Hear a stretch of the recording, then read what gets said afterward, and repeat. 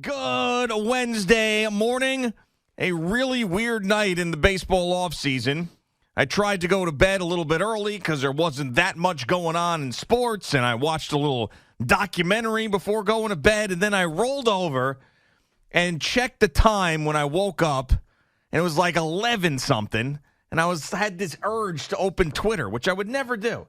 But my phone was calling me, and it said there's something going on. And I said, what's going on? So I open up Twitter, and I see this tweet last night.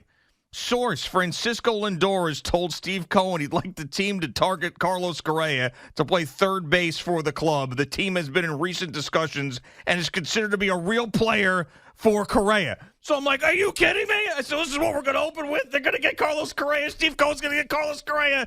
And then several hours later, when I woke up at 3:30, I rolled over, picked up the phone, see if there was an update. And there was. Carlos Correa signed for 13 years and $350 million with the San Francisco Giants. Good morning, Boomer. How are you? You know, I'm not doing as well as Carlos Correa this morning, but, I'm doing good. And, it was kind of amazing listening and watching all of that stuff unfold last night. And I was thinking, there's no way that the Mets are going to sign Carlos Correa and just add to their payroll, which would really truly be insane. And I know they're gonna still have to add to their payroll, but I mean that would have been incredible. Yeah, I felt like anything's possible with Steve Cohen now, though. That's the way I felt. Like he's really just going for it, and he's so far above that Cohen tax that who cares at this point? Well, I mean, it's got to be some, like, he does have partners, and he doesn't want to tick all those partners off. And that's why, when we were talking about 2 weeks ago, I said around 347, 345, somewhere around there. Yeah. And then you throw in the luxury tax, we're over $400 million, well over $400 million. Sure. So I can't sit here as a Met fan and be angry about any of this.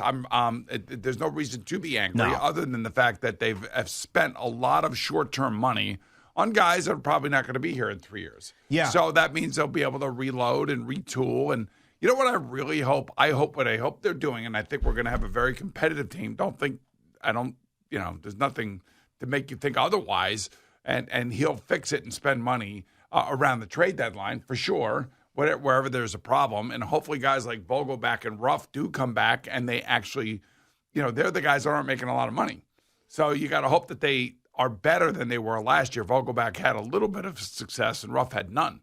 But I would just say that what I hope most about what he's spending his money on is I want him spending his money on, the minor leagues. I want them spending money, to make sure that this thing is going to be a long-term success.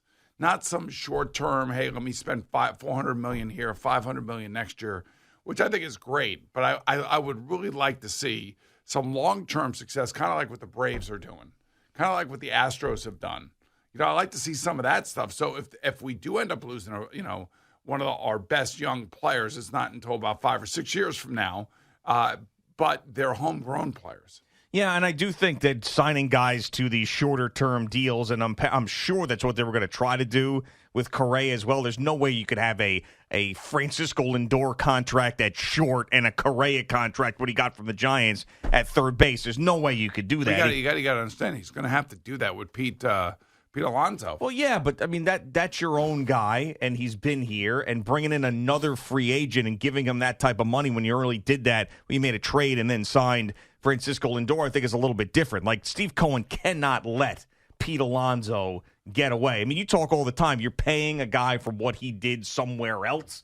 I mean, with Pete Alonso, this guy has been the face of the franchise the last number of years, and you expect him to get even better from where he is now. But yeah, that's right. I mean, if you want to talk about what this team is going to be projected forward with that payroll, you still have to pay Pete Alonso. You're still not paying Jeff McNeil. And everybody's telling us that Steve Cohen and Billy Epler are going to go get Shohei Ohtani, that might be the first $50 million a year player in baseball history. So I think that wall is going to be broken down at some point where it's just completely floodgates are open. But he didn't quite do it this offseason. If he would have signed Correa, it would have been this offseason. But I got a feeling that next offseason is going to be even larger than this offseason, if that's even possible. Well, it could be definitely possible. And, you know, when you think about McNeil and Alonso and what, especially if McNeil wins the batting title again, Now what do you do? I mean, and look, he's a great teammate. He's a great guy to have on the team. All these guys are great guys to have on the team. Sure. And I think, Verlander and Scherzer are just going to, they'll both bring at least that celebrity edge that they have. Jacob deGrom had an edge, but it really wasn't palatable for the other players on the team. I never felt like that. I felt like the first half of the season, Scherzer was a guy that was like the bulldog mentality. Then you had Bassett had a bulldog mentality. And I felt like the team early on really took that kind of personality trait because of those two players. Sure. And Verlander's also that type of personality, too. And you took the celebrity angle. He's someone who, because he's married to Kate Upton, is in the news. I mean, there is that thing. Not that translates into wins, but I do like the fact that Justin Verlander has been in the spotlight, even though he's been in Detroit and Houston. He's been in the spotlight for a long time in his career, so I feel like he can step in and pitch in New York, no problem. You don't have to worry about him at this stage of his career with the stage being too big. He's pitched in World Series. He's pitched in the postseason. People, the paparazzi shoot pictures of him and his wife. There was pictures of him naked and her naked that went out on the internet when someone hacked into their accounts. Really? Yeah, people naked? That's true. You never saw those pictures? No. Yeah, there was like the Justin Verlander, Kate Upton. They were somewhere at a hotel, and they both had their bare butts out. It was a big deal. Really? Big deal a couple of years ago. But who had the better butt? Well, in my opinion, it was Kate Upton. Oh, but okay. Maybe others would think it was Justin Verlander. But the point being is he's been through it all. You don't have to worry about it. Now, if the Yankees were to give $200 million to Carlos Rodon, I don't know if he can handle New York, especially with all the history of these pitchers that Brian Cashman has brought in, and then it just really doesn't work out. But Verlander for a couple of years, you just don't have to worry about him. No, I don't think you have to worry about him at all. So I think he brings the edge to the team. Look, short term, they're going to be good. They're going to be really good.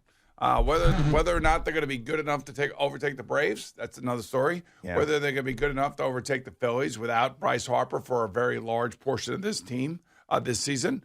That's time will tell that as well.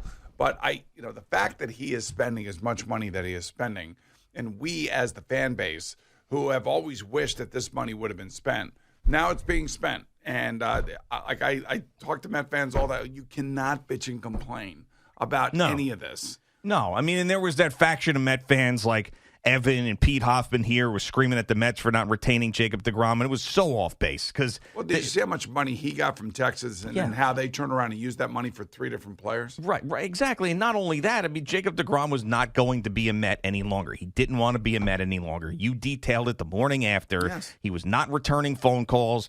Steve Cohen tried. Billy Epler tried. It wasn't going to happen. So anybody who believes that the Mets were at fault there has to just stop. And as far as everything else, there's nothing you can complain about. Nothing. If anybody this morning calls us up and complains that Steve Cohen didn't go 13 years, $350 million for Carlos Correa is crazy. Now, I would like to see the upgrade, as you mentioned, at DH, because Darren Ruff coming back and Vogelback coming back. You hear things like J.D. Martinez. You hear maybe Conforto coming back from the left-handed side. You hear maybe a Trey Mancini, things like that. I wouldn't mind either one of those things. That's the only thing. That's a minor thing. That's the only thing I want to see them do the rest of the offseason. How about relief pitching? How about? Well, no, I feel like they've done that. You feel like you're pretty good with Robertson as your setup guy? Yeah, and they went out there and got Brooks Raley in the trade from the Rays, so they solved that left-hander hole that was in the bullpen. You can't have enough arms there. So if they kept stockpiling them, I'm not going to complain. But it's not as if they brought Diaz back, and that's one thing that we've totally forgotten about in this offseason because it happened so early. They retained Edwin Diaz on the richest contract for a reliever in baseball history. So Diaz is back, which you don't have to worry about, and I believe he'll come back and be great again. You've got David Robertson, who is a huge upgrade as your setup man, and you got a very good and trustworthy lefty in there in Brooks Raley. So, yeah, those things to me, I think he did a great job with the bullpen. You think, I was saying, I would be very, very reticent to trade Carlos Carrasco. Yeah, I got to see. You got to have starting pitching, man. But what if they traded it for another starting pitcher, just someone who was younger? Because that was what that article said. I know. I just got to see. I keep telling you, you need seven or eight, starting pitchers throughout the season, maybe even 9 sometimes. And then you got weather issues, teams, games backed up, double headers, all sorts of crazy things. Yeah. No, I know. But I think what the point would be that they have so many old starters, and then they also have a guy from Japan who is not used to going through the rigors of an entire Major League Baseball season. That's why you got to have guys right that are ready to rock and roll, that have done it and are successful. Yeah, but their point would be: is there any way that we can turn Carlos Carrasco into a guy that is equally as good as Carlos Carrasco, who is younger and more durable? Like that would be the point. Wouldn't every team in a league want that? Well, yes, but there's they would have to take a risk on that. They would have to probably say, what you have with Carlos Correa. Yes, right. And then there's teams, because he's making, I think, $14 million, that's like perfect for the mid-market team. When they say that number on it, like $14 million for a guy that would be a top rotation guy for the Royals or the Pirates or whatever, it's like, oh, that's perfect, the money that he's making. And then you'd be trying to get back younger pieces, maybe throwing that guy at the back end of the rotation or not. I mean, and keeping him in the minors and hoping that he gets an opportunity. I think that's what the article was. Not like, let's trade away Carlos Cookie Carrasco, and then all of a sudden, like, not replace him. I don't think that was the goal. Just think about who we have it as baseball players around here. Yep. We have the two highest paid pitchers. Excuse me. Two highest paid pitchers. Yeah. We have a right fielder for the Yankees, the highest paid ever. We have Lindor, one of the biggest contracts at shortstop. He was the biggest until Correa. Correa. And then, you got Garrett Cole at $36 million. You got Edwin Diaz, the highest paid reliever. Yeah, I mean, it's not got like Giancarlo Stanton over $30 million. It's not like these teams aren't spending the money around here. No, they are, for sure. And I think that the Yankees, they want to make one more deal, but this, Carlos Rodon has looked at the market and basically said, like, I'm the guy. Yeah. I'm the guy left, so I'm going to squeeze out every dollar. And apparently, this morning, the writing here from Heyman, who we are now back reading John Heyman stuff, is that there's a sizable gap between the Rodon camp and the Yankees right now. All right, so I saw this tweet yesterday, and it's pretty interesting. Steve Cohen has just invested roughly $430 million, including the luxury tax, in the Mets for the 2023 season. Yeah. Okay. So the NFL salary cap is $208 million. The NBA salary cap is $123 million, and the NHL salary cap is $82.5 million. Yeah. That's going above and beyond. I mean, it is going above and beyond, and it is insane. And it's our team, it's our owner, and it's pretty damn awesome, if you ask me. It is, and it'll be awesome if the results are there. And this is also now a team, because he's gone all in, this is a team that can't get their ass kicked by the Padres or anybody else in the NLDS. Oh, boy. I mean, that is, everybody talks about George this, George that, Cohen's the new George Steinbrenner. Well, there's two parts of George Steinbrenner. One, the guy who spent the money and would do anything to get wins. And then the other side of that was, if you didn't get it done, there was hell to pay. So will that be the case with Steve we don't Cohen? know. We don't think that that's who Steve Cohen is. That part of he may have that at the .72 asset management and the financial world. I don't necessarily get the feeling that that's the way he's going to want to run this thing as an owner. I think he wants to be beloved as an owner. I think he wants to spend the money. That would make him beloved with the fan base, though, if he came out, Well, they already did that with Robinson Cano. They ate that contract. And by the way, that $20 million comes off after this year, which is huge for them. And unfortunately, they got to carry it this year. But I'm just talking about just being ruthless, being a guy who is not putting up with anything. Like, you kidding me? Like, you lost the division again. Like, you got knocked out in the DS. I invested over $400 million in you guys, and this is what you gave me back. So the first guy they get, axed would be the manager. Yeah, I don't want to think negatively, but I'm just saying there's another side of that coin that if amazing. you don't get it done, man. But it's amazing when you think of Buck Showalter, who he has managed for, and especially that cheap owner down there in Baltimore. Yeah. He is now at the other end of this. There are no excuses. There cannot be any excuses. No, not at all. I mean, if he can't, look, this is your chance. This is you have an owner that is, and he can. He doesn't personally, but I'm sure people in his circle of friends and all backstop him, for the 96 Yankees and that whole run in the 90s and how he was a part of all of that with Gene Michael and everything else. There are no excuses now, man. Your owner's spending over $400 million on your roster. Now you are the manager of a team that has never been paid this much money.